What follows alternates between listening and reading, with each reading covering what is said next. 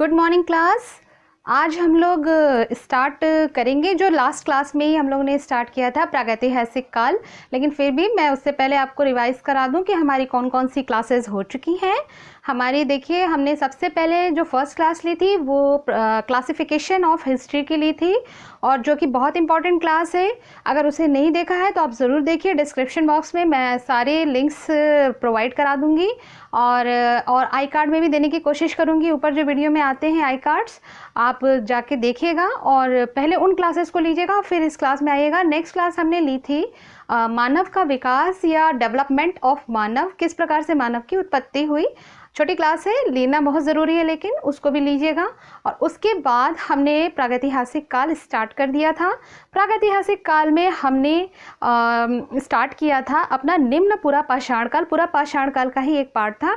चलिए उसको हम थोड़ा सा यहाँ पे इस क्लास में फिर से रिवाइज करा देते हैं। देखिए, हेडिंग डालेंगे हम लोग नोट्स, जैसा कि मैं हमेशा आपसे कहती हूँ, नोट्स आपको मेरे साथ ही बनाना है। इतिहास हेडिंग डालेंगे और जिसमें हम डालेंगे प्रागैतिहासिक काल। प्रागैतिहासिक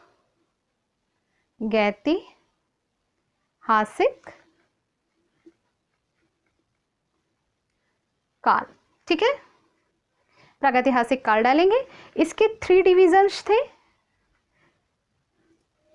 याद होगा आपको। अगर आपने क्लास ली है, नहीं ली है कोई बात नहीं, सारी क्लासेस आप लीजिए और सबके नोट्स ज़रूर बनाइए। इसके डिवीज़न थे पुरा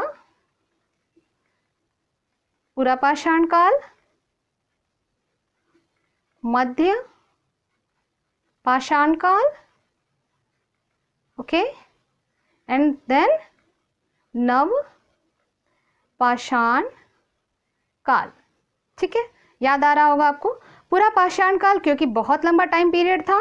टाइम पीरियड इसका अज्ञात काल से स्टार्ट हुआ था। आप देखिएगा, उसमें जाइएगा तो वीडियो में अज्ञात काल से स्टार्ट हुआ था और 8000 ईसा पूर्व तक चला था, ठीक है।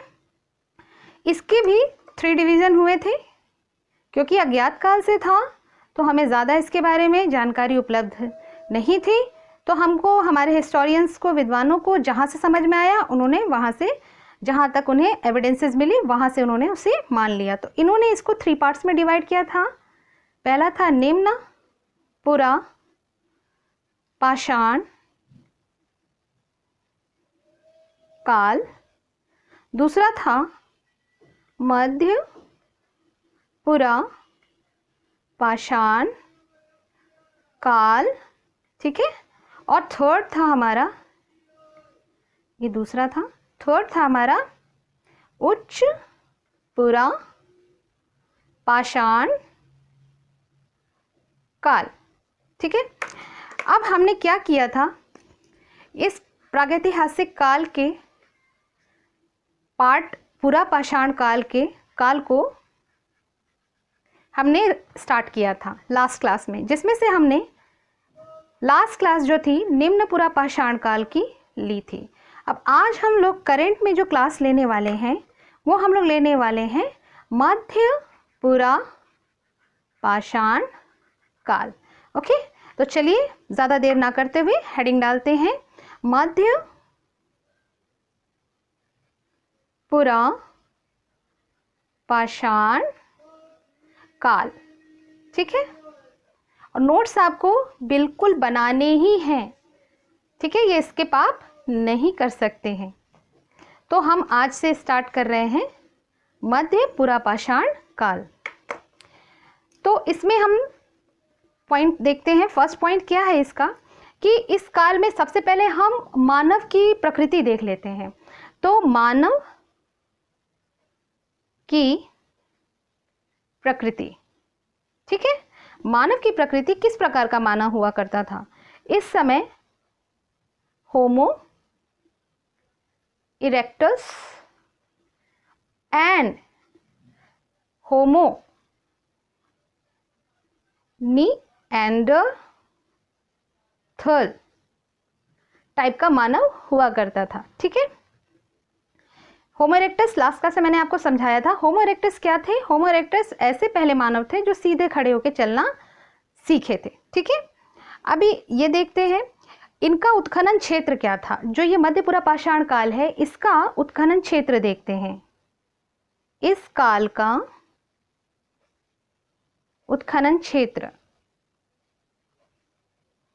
इस काल का उत्खनन क्षेत्र आपका नेवासा था।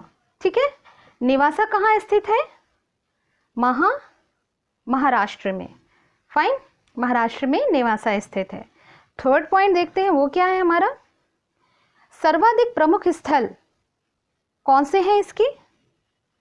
सर्वाधिक प्रमुख स्थल थोड़े से देख लेते हैं इनके। गोदावरी नदी घाटी और इसकी सहायक नदियां। गोदावरी नदी घाटी और इसकी सहायक नदियां। फाइन, इतना समझ में आ गया होगा आपको। और कुछ देखते हैं, और इसके बहुत महत्वपूर्ण पॉइंट हैं, जैसे कि मध्यपुरा पाषाण काल में किस प्रकार के पत्थरों का प्रयोग हुआ। पत्थर जो इस काल में प्रयुक्त हुए वो कौन से थे? वो थे आपके जैस्पर, फ्लिंट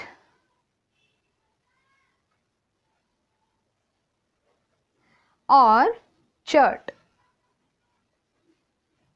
ठीक है, इंपॉर्टेंट पॉइंट है, रेलेवेंट पॉइंट है, मैं सिर्फ रेलेवेंट पॉइंट दूंगी आपको।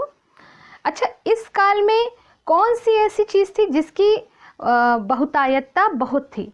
तो बहुतायत में, बहुतायत मतलब अधिक संख्या में प्राप्त, बहुतायत में प्राप्त हुए हैं क्या? फलक। फलक मैंने आपको समझाया था लास्ट क्लास में, फिर से समझा देती हूँ। फलक क्या होते हैं कि जैसे स्टोन होता है, स्टोन का ये टुकड़ा है, इसको हम छिलें। ठीक है, जैसे आलू प्याज छिलते हैं, जैसे वेजिटेबल्स छिलते हैं, तो उनके छिलके बाहर निकलते हैं ना। तो जो ये छिलके बाहर निकल रहे हैं, ये छिलके दिख रहे हैं आपको, ये छिलके, यही आपके फलक कहलाते हैं। और इसे फ्लैक्स भी बोलते हैं। ठीक है, फलक या फ्लैक्स सेम थिंग है।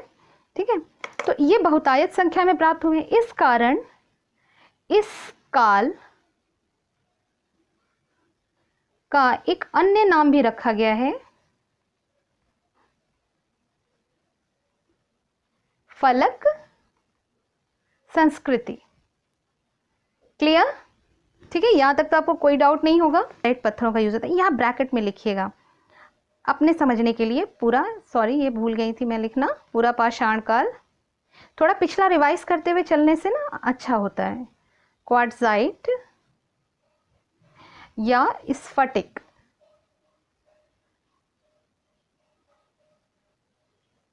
पत्थर। ठीक है, अब यहां से कंपैरिजन हो गया कि आपका किस काल में कौन सा पत्थर यूज हुआ। ये बहुत इंपॉर्टेंट पॉइंट है। ठीक है, अब नेक्स्ट पॉइंट पे आते हैं।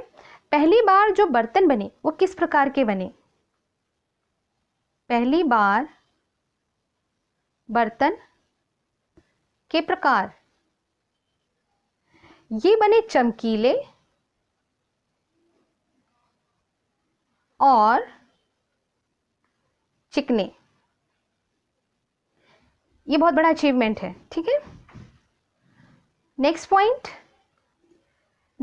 देखते हैं कि उपकरणों के आकार किस प्रकार के हो गए। इनके उपकरण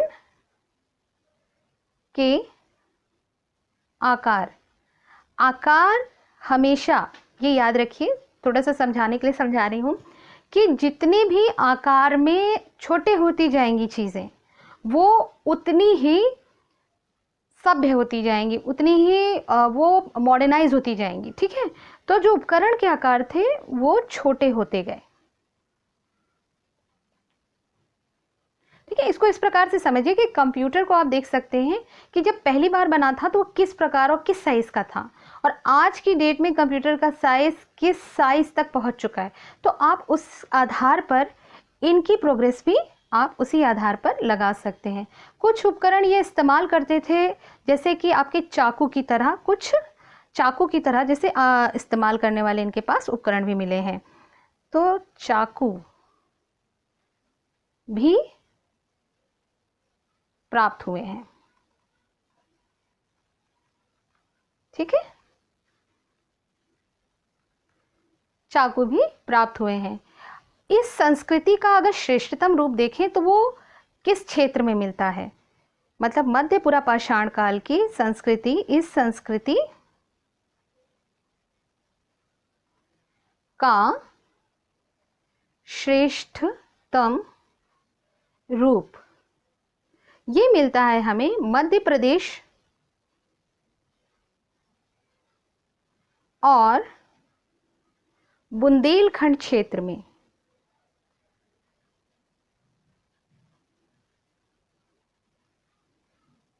ठीक है, नेक्स्ट पॉइंट इज कि जो नर्मदा के बेतवा और चंबल घाटी से प्राप्त अवशेष हैं वो किस प्रकार के हैं? नर्मदा घाटी से भी तो प्राप्त हुए हैं ना। नर्मदा घाटी से प्राप्त अवशेष के प्रकार यहां से मनके प्राप्त है। मनके क्या होते हैं? मनके आपने देखे होंगे, मम्मी या अपनी सिस्टर के पास माले देखे होंगे, जो वो गले में नेकलेस पहनती हैं। तो वो किस चीज़ के बने होते हैं? वो मोतियों के बने होते हैं। ऐसी मोतियों के प्रकार होते हैं, ये देखिए। ठीक है, ये मोती, तो ये इंडिविजुअल एक मोती को मनका बोलते हैं। ठीक है, मनके से मिलकर ये एक हार तैयार होता है। तो ये मनके भी मिले हैं इनके। अब ये सोचिए कितने डेवलप होते गए हैं यहाँ पे। इसके बाद हम देखते हैं कि और क्या हुआ। भीमबेटका की खुदाई, भीमबेटका की भी तो खुदाई हुई। ये किसने की?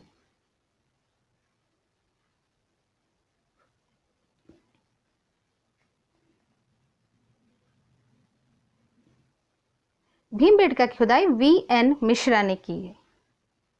V.N. मिश्रा इन्होंने की। चलिए अब फटाफट से इसका रिवीजन कर लेते हैं। हमने देखा इतिहास में, इतिहास हमने स्टार्ट किया जिसमें हमने सेक्शन देखा प्रागैतिहासिक काल। प्रागैतिहासिक काल में हमने पुरापाषाण काल को स्टार्ट किया है। पुरापाषाण काल जो कि अज्ञात काल से स्टार्ट होता है, 8000 ईसा पूर्व तक जाता है, और उसको हमने 3 पार्ट्स में डिवाइड किया। निम्न पुरापाषाण काल, मध्य पुरापाषाण काल, उच्च पुरापाषाण काल, जिसमें से हमने लास्ट क्लास ली थी निम्न पुरापाषाण काल। डिस्क्रिप्शन बॉक्स में आपको सारे लिंक्स प्रोवाइड होंगे। और ये फिर आज की क्लास में हमने मध्य पुरापाषाण काल देखा। मध्य पुरापाषाण काल को चलिए एक्सप्लोर करते हैं, रिवाइज करते हैं। इसको रिवाइज करने में देखते हैं कि मानव की प्रकृति इस समय किस प्रकार के थे। मानव इस समय हो गए होमो इरेक्टस और होमो निएंडरथल। ठीक है, इस प्रकार के मानव हो गए। उसके बाद हम देखते हैं कि इस काल का उत्खनन क्षेत्र क्या रहा। जो उत्खनन क्षेत्र रहा वो रहा निवासा। ठीक, निवासा रहा। और सर्वाधिक प्रमुख स्थल इसमें क्या रहा? सर्वाधिक प्रमुख स्थल हमारा रहा गोदावरी नदी घाटी। ठीक, और इसकी जो सहायक नदियां हैं, इस पत्थर जो इस काल में प्रयुक्त हुए, पत्थर इस काल में प्रयुक्त हुआ कौन सा? जैस्पर, फ्लिंट और चर्ट। ठीक है, बहुतायत में फ्लैक्स मिले। फ्लैक्स के बारे में मैंने यहाँ समझाया था कि एक स्टोन को जब आप छिलते हैं तो जो भी छिलके निकलते हैं उन्हें ही फ्लैक्स कहते हैं। उसके बाद फलक कहते हैं या फ्लैक्स। और इस काल का एक अन्य नाम भी रखा गया इस कारण, फलक संस्कृति।